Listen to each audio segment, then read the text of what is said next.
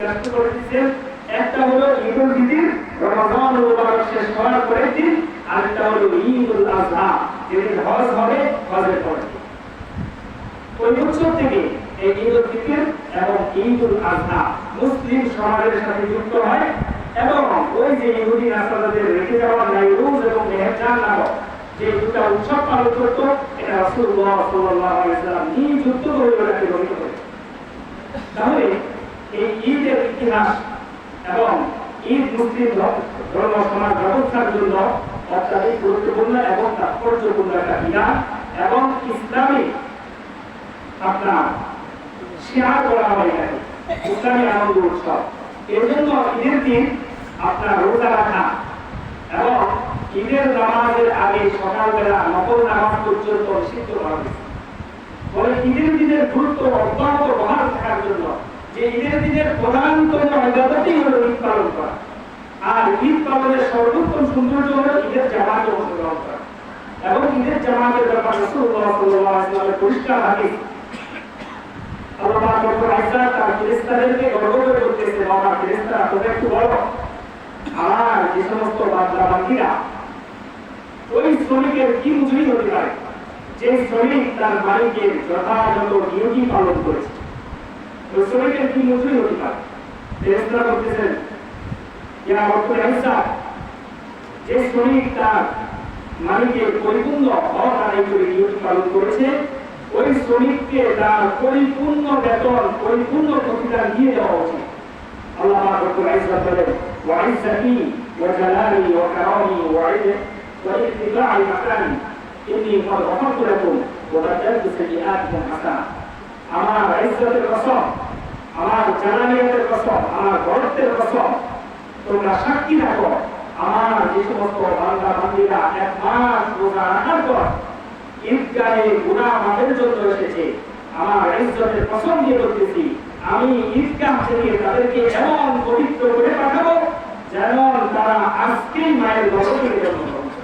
সুবহানাল্লাহ। তাদের तमाम জীবনের সমস্ত গুনাহগুলো মাফ করে দিব। ওয়াদালতু সাইয়্যাতিকুম হাসানাত, শুধু গুনাহগুলো মাফ করে দিব এটা বলেই শেষ না, তাদের গুনাহগুলোকে নেক দ্বারা পরিবর্তন করে দেব। সুবহানাল্লাহ। এজন্য ঈদের তাৎপর্য অনেক বেশি, অনেক বেশি।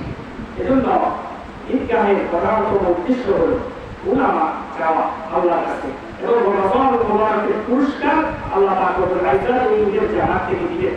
সেই পুরস্কার নেওয়ার জন্য আপনার আমাদের আগ্রহ তীব্র থাকতে হবে।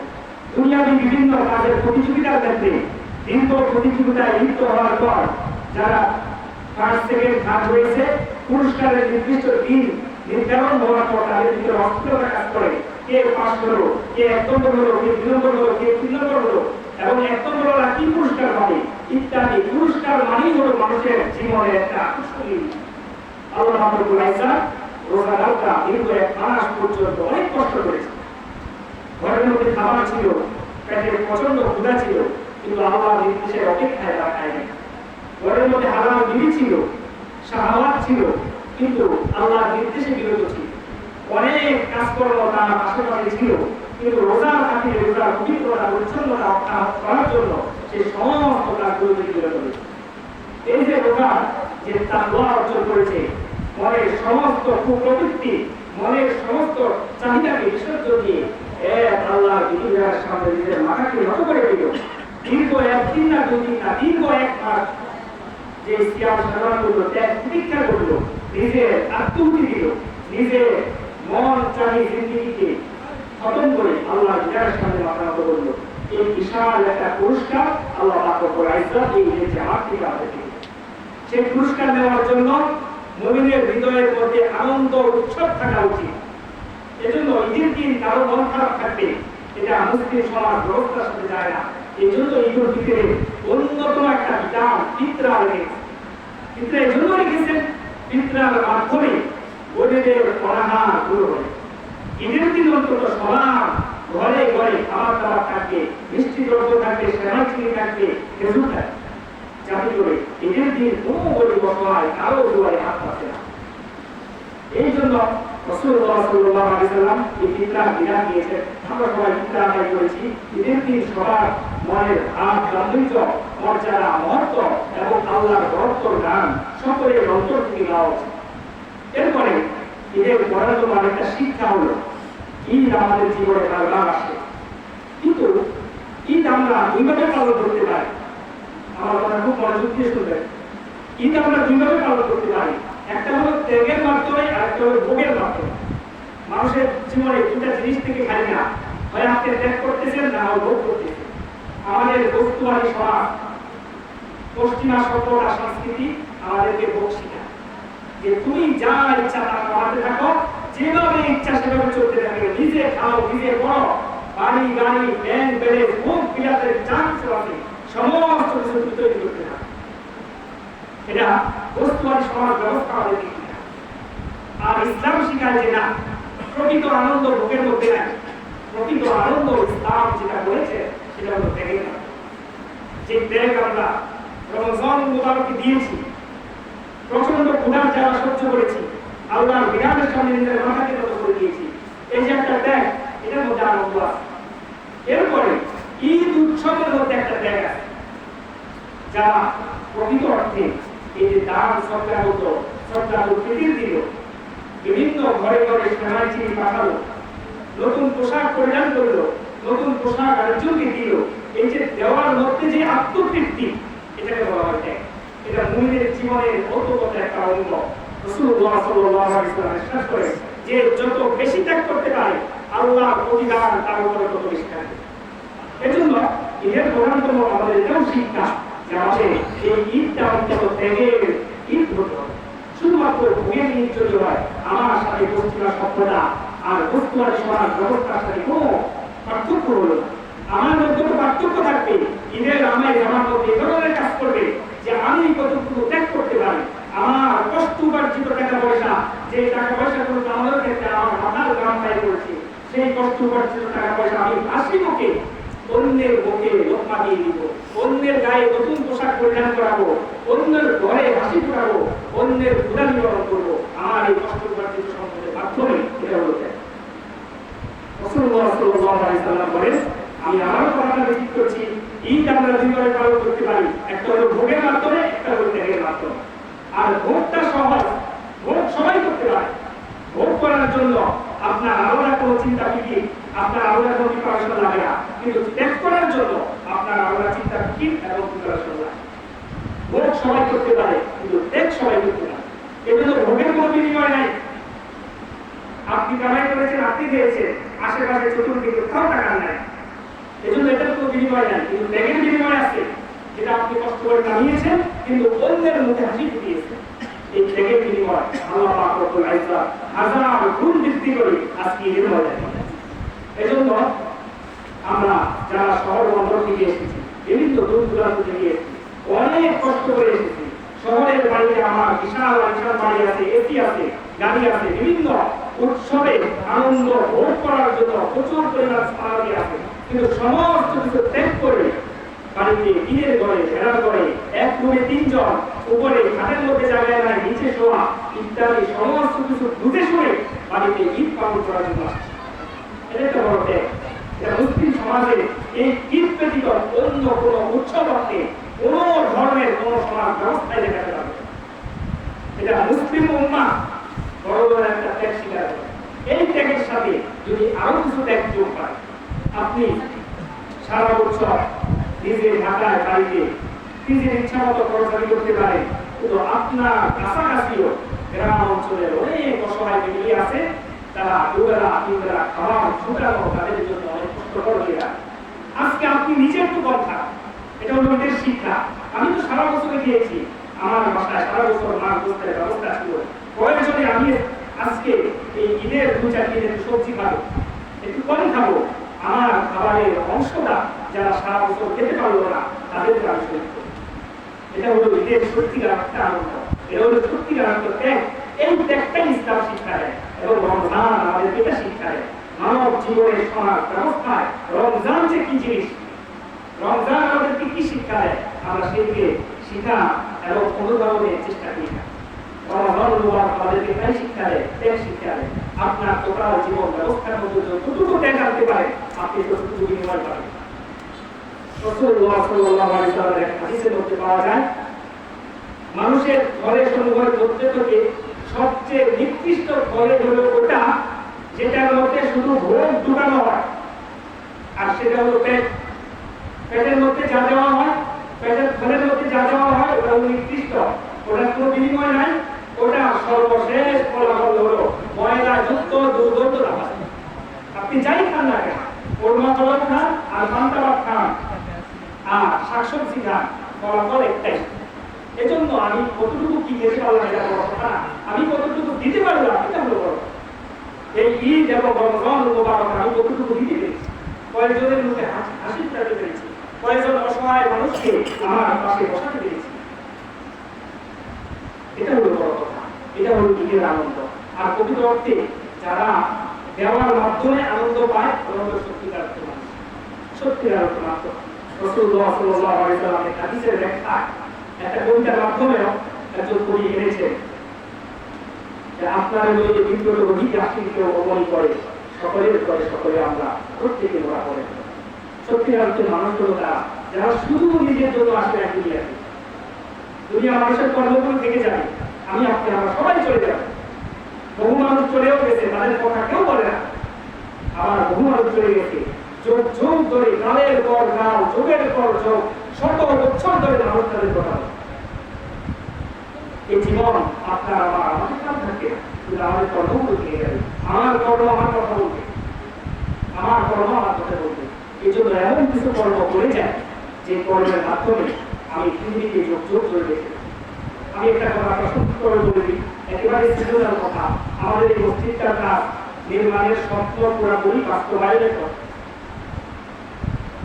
মসজিদ নির্মাণের ক্ষেত্রে বিশাল অর্থ ব্যয় খরচ করে, বিশাল ব্যয় খরচ করে, এবং যতটুকু ডিজাইন করা হয়েছে একটা দেখার মতো সুন্দর পরিবেশ, যুগের কালের চাহিদা অনুযায়ী একটা সুন্দর ডিজাইন হয়েছে। আল্লাহ রাব্বুল ইজ্জতের মসজিদটাকে পুনর্নির্মাণের ব্যবস্থা করে। এখন কথা হলো আল্লাহ তো আসমান থেকে টাকা পাঠাবে না, আল্লাহ হয়তো আমার মাধ্যমে অথবা আপনার মাধ্যমে অথবা অমুকের মাধ্যমে টাকা পয়সা পাঠাবে। একটা কথা খুব গভীরভাবে স্মরণ রাখবে, পৃথিবীর কোনো মসজিদ নির্মাণ শুরু হয়েছে কিন্তু নির্মাণ শেষ না হয়ে বছরের পর বছরের পরে আছে এমন কোনো ইতিহাস পাবেন না। শুরু হয়েছে শেষ হবে, কিন্তু কথা হলো ওই শেষ হওয়ার পিছনে আমার অর্থ রেখেছে কিনা এটা হলো। আপনি না দিলেও শেষ হবে একেবারে নিশ্চিত থাকে, এমন কোন ইতিহাস কোনো জায়গায় দেখাতে পারবেন। আমি বহু গাড়ি দেখাতে পারবো 10 বছর আগে শুরু করেছে এখন করে আছে, এটা শেষও করে না কেউ থাকেও না। কিন্তু মসজিদ কোন মসজিদ আপনি দেখাতে পারবেন, এটা আল্লাহ অলৌকিকের দৃশ্য পৃথিবীতে আল্লাহ তাআলা দেখিয়েছে যে মসজিদ নির্মাণ ইখলাসের সাথে শুরু করেছে কিন্তু শেষ হয় নাই, বন্ধু অবস্থায় দাঁড়িয়ে আছে এমন ইতিহাস নাই। শেষ হবেই যদি ওই এলাকার লোকজন না দেয়, আল্লাহ তাআলা ভিন্ন এলাকা থেকে ভিন্ন একজন লোক অপরিচিত একটা লোকের মাধ্যমে টাকা পয়সার মাধ্যমে মসজিদটার কাজ শেষ করে আল্লাহ তাআলার সিদ্ধান্ত। বাকি যাদের টাকা পয়সা অর্থোপার্জিত সম্পদ মসজিদের গায়ে লেগে গেছে, এই মসজিদ ছিল দিন অব্যাহত রাখবে, কিয়ামত পর্যন্ত এই মসজিদ কালের সাক্ষী হয়ে দাঁড়িয়ে গেছে। আপনার অর্থ সম্পদ হয়তো পৃথিবী অনেক কাজে লেগেছে, কিন্তু ওটা চিরস্থায়ী না। 10 বছর 20 বছর সর্বোচ্চ 100 বছর, এরপর আপনার দানের যে অংশটা, যে স্থাপনাটা ওটা ধ্বংস হয়ে গেছে, শেষ হয়ে গেছে, আপনার ইতিহাসও হারিয়ে গেছে। কিন্তু মসজিদ কিয়ামত পর্যন্ত ওয়ান্নাল মাসাজিদা লিল্লাহি জামিআ, এই মসজিদ কালের সাক্ষী হয়ে এই এলাকার প্রতিনিধিত্ব করবে। একটা মসজিদের মিনার সাক্ষী দিচ্ছে এই এলাকায় অনেকগুলো মুসলিম পরিবার বসবাস করে। আপনি একেবারে অপরিচিত একটা এলাকায় যান যেখানে কারোর সাথে কোনো সম্পর্ক নাই, কোথাও যান নাই, একটা মসজিদ দেখেছেন তো আপনার হৃদয়ের মধ্যে সাথে সাথে জেগে যাবে এই এলাকায় কিছু মুসলিম অধিবাসী বসবাস করে, যেহেতু মসজিদ আছে। সুতরাং এই মসজিদটাও নির্মাণ শুরু হবে, আমার দৃঢ় বিশ্বাস শেষ হয়ে যাবে, শেষ হয়ে যাবে। কিন্তু আমার অর্থ, আপনার অর্থ, আপনার কষ্ট উপার্জিত সম্পদ টাকা পয়সা মসজিদের গায়ে লেগেছে কিনা এটা আপনি হিসাব করে যার যতটুকু রাখবে তার জীবন কল্যাণ করতে। আপনি প্রয়োজনে অনেক অর্থ সম্পদ অনেক জায়গা জমি, আমরা অনেক সময় নগদ টাকা দিতে অনেক কষ্ট হয় আমাদের, কিন্তু তুলনামূলকভাবে 1 কোটি জায়গা যদি দিয়ে দিই আমার তেমন একটা গায়ে লাগে না। আপনার বাবা উত্তরাধিকারী সূত্রে আপনি 20 গুণা জায়গা পেয়েছেন, এমন তো হতে পারতো আপনি 18 গুণা পাইতেন। আপনার আরেকটা ভাই বেশি আসতো দুনিয়াতে, আপনার সম্পদ কমে যেত, আপনার কিছুই করার ছিল না, এটা হাসি মুখে আপনি মেনে নিতেন। কিন্তু আল্লাহ তাআলা আপনাকে 3 ভাই দিয়েছেন, আপনার বাবাকে প্রচুর সম্পদ দিয়েছেন, আপনি উত্তরাধিকারী সূত্রে এই সম্পদগুলো পেয়েছেন। এই সম্পদগুলো শুকরিয়ার সর্বোত্তম মাধ্যম হলো দিনই কোনো কাজে এই সম্পদের কিছু অংশ আপনার দান করে দেওয়া। একবারে সত্যিকার অর্থে কথা বললাম, আমার হয়তো চাকরি ছোট, ব্যবসা বাণিজ্য ছোট, আমার পক্ষে বড় একটা অনুদান দেওয়া সম্ভব হয় না, কিন্তু 1 ঘন্টা জায়গা দেওয়া কিন্তু আমার পক্ষে সম্ভব, কারণ এটা আমি পেয়েছি। এবং 2 ঘন্টা জায়গা যদি আমি কমও পাইতাম, আমার বাবার হয়তো চিকিৎসা বাবদ আমার 5 ঘন্টা আমার বাবার নিজস্ব সম্পদ নিজে বিক্রি করে চিকিৎসা হতে পারত, কিন্তু আল্লাহ তাআলা ওই মুসিবত আমার বাবাকে দেয়নি, 5 ঘন্টা সম্পদ বেশি লেগে গেছে, এই জন্য আমি 2 ঘন্টা বেশি পেয়েছি। এমন হতে পারত না? এগুলো গভীরভাবে আপনি চিন্তা করবেন, আমাদের সকলেই চিন্তা করা উচিত যে সম্পদগুলো আমি পেয়েছি 1 ঘন্টা 100 অন্তত 50,000 টাকা জমি টাকা আমি মসজিদ নির্মাণের জন্য দিয়ে দিই, এটা আমার আজীবন কাজে লাগে এবং ময়দানের মাঝখানে এটা আমার নাজাতের কারণ হবে। হয়তো এই সম্পদ আপনি রেখে যাবেন, 50 বছর পরে আপনি মৃত্যুবরণ করবেন, আপনার সন্তান এটা মালিক হবে। আপনার জীবদ্দশায় সব সম্পদ শেষ করে না, আপনার সন্তানারই মালিক হবে। আপনার সন্তান এই সম্পদগুলো পাওয়ার পরে সে ভালো কাজে লাগাতেও পারে, নাও লাগাতে পারে, আপনার জন্য কিছু করতেও পারে, নাও করতে পারে, না করার সম্ভব রয়েছে। এজন্য আপনি নিজে বাঁচার জন্য নিজেই করেন, আপনার কষ্টবার্জিত সম্পদ থেকে করেন, নাও বলি না, উত্তরাধিকারী সূত্রে যা পেয়েছেন এদের থেকে কিছু করেন, তাহলেও আপনার জীবন সাকসেস হবে, কামিয়াব হবে। এটা সত্যিকার অর্থে একটা কথা।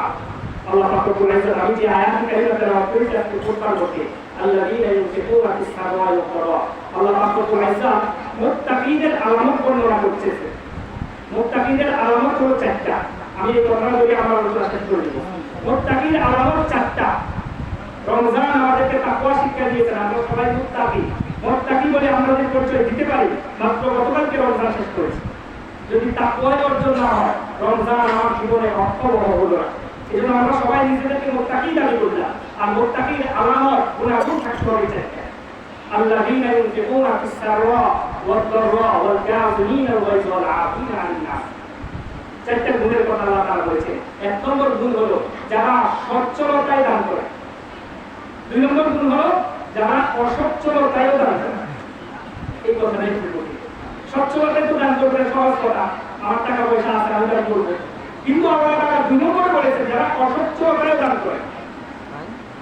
4 নম্বর আয়াতে 6 নম্বর বিচার একদম 2 নম্বর আয়াত, তাফসীর লাগবে না, অর্থ মধ্যেই আছে। বিস্তারও অর্থ সচ্ছলতার অবস্থায় দান করা সমাজের ছোট বড় ধনী গরিব দেশের সবাই বুঝে, কিন্তু অসচ্ছলতায় দানের কথা যেটা আল্লাহ তাআলা বলেছে এটা আমরা বুঝতে চাই। আমাদের সমাজ ব্যবস্থায় যারা অসচ্ছল গরিব তারা মনে করে যে আমরা কেন দান করবো, আমরা শুধু খাবো, আমরা শুধু হাত পাতবো, আরেকজন শুধু আমার হাতের উপরে দিবে না। ইসলাম এটা শিক্ষা দেয়নি আমাদের। আমাদের নিজেদের এই কুস্বভাবের কারণে আমাদের নিজেদের জীবনের আর্থিক পরিবর্তন হয় না। আল্লাহ তাআলা বলেন যারা অসচ্ছল অবস্থায় দান করে তার দান করার ক্ষমতা 2 টাকাই দান করবে। এই অসচ্ছল অবস্থায় দান করার মাধ্যমে আল্লাহ তাআলা তার আসমান থেকে তার রিজিকের দরজা করে দেন। সুবহানাল্লাহ। সে যে দীর্ঘ বছর পর্যন্ত দরিদ্র আছে, এই দরিদ্রতা তার কাছ থেকে দূর হয়ে যায় দানের মাধ্যমে। সুবহানাল্লাহ। এজন্য অসচ্ছল ব্যক্তিদেরকে আল্লাহ তাআলা নির্দেশ দিয়েছে তোমরা দান করো, দান করো। পরিবার পরিজন নিয়ে কষ্টে আছো, অনেক 5 জন সদস্য, একবেলা খেতে পারো, 3 বেলা খেতে পারো না, নুনানের পান্তা ফুরায়, বছরের পর বছর বস্তু মাছ কিনার সুযোগ নাই, তুমি দান করে দাও। তোমার থেকে নিম্ন শ্রেণীর যারা আছে তাদেরকে একবেলা খাওয়াও, 1 কেজি মাছ কিনে দাও, কিছু তরকারি কিনে দাও। আল্লাহ পাক রব্বুল আযমের আরশে আজিম খুশি হয়ে যাবে। আল্লাহ তাআলা বলবেন বান্দা তোমাকে আমি সামর্থ্য দিলাম না, আর তুমি তোমার